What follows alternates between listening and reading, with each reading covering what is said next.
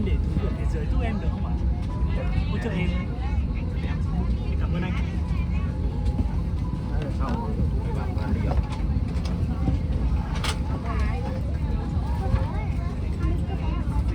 Thưa quý khách, trên chuyến bay mang số hiệu VJ451 khởi Hà Nội đến Phú Quốc, xin cảm ơn. Ladies and gentlemen, this is the flight number VJ451 from Hà Nội to Phú Quốc. Thank you. Boarding complete. Thank you.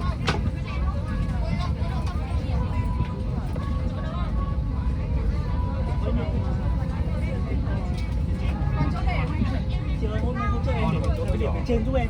Chỗ này không để vali thôi.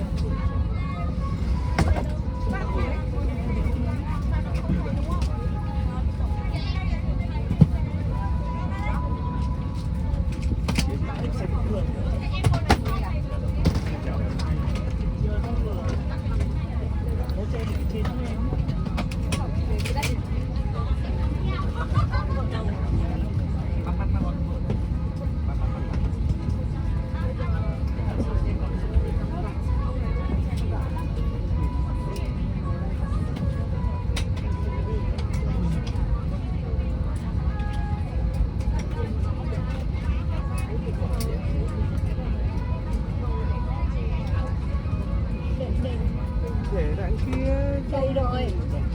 Để lên đường nghỉ đi.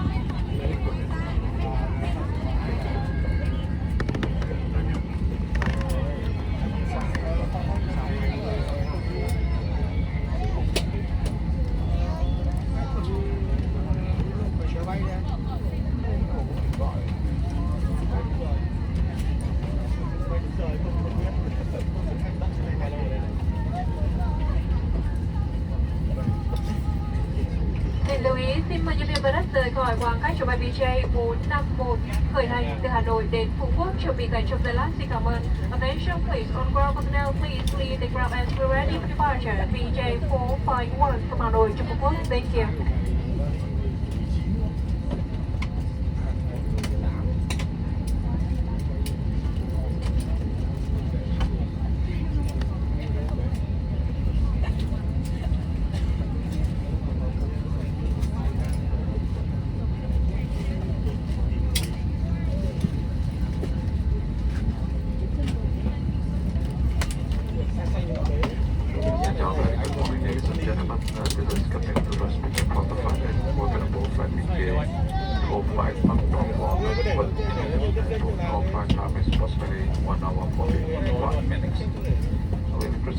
That is 6,000 feet above sea level. The forecast weather is cloudy and there is light turbulence in front and traffic on the front. For your safety, we recommend you to go to sleep whenever you can. In the meantime, just relax, journey and assistance. Please don't hesitate to call our motor We're going to be the weather destination one. เชื่อคนบาลี We have been very busy. ของบาลี I'm starting. เชื่อเยอะ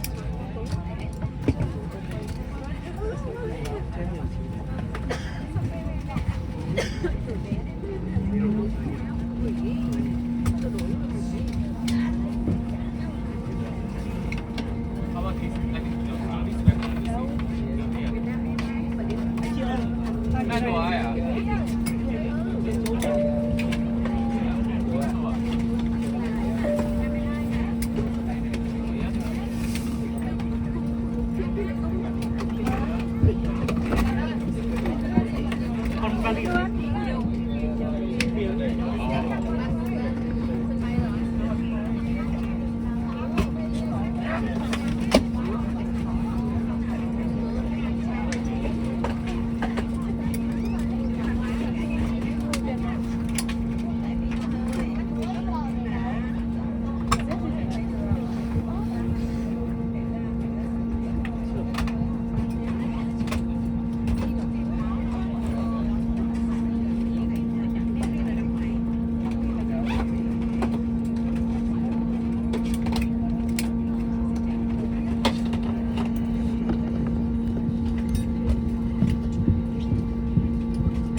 Object